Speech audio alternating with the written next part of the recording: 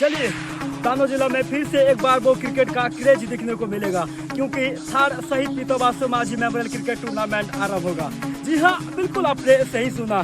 23 दिसंबर को आरंभ होगा, 30 दिसंबर को समापन होगा। शहीद पीतोबासु यूथ क्लब के द्वारा इसी टूर्नामेंट को होस्ट किया जाएगा।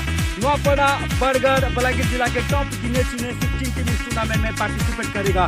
जो भी टीम फाइनल विजेता होगा उनको 21,000 नगद के साथ चमचमाती हुई ट्रॉफी दिया जाएगा। जो भी टीम रनर अप रहेगा उनको भी 14,000 नगद के साथ चमचमाती हुई ट्रॉफी दिया जाएगा। इसी टूर्नामेंट का हर एक लाइव एक्शन कलाकार पावर यूट्यूब चैनल के माध्यम से दिखाया जाएगा। पिछली बार मैं आया था फाइनल डे पर दानो जिला में, इस बार मैं आ रहा हूँ 26 दिसंबर से लेकर 30 दिसंबर तक दानो जिला में उपलब्ध रहूंगा।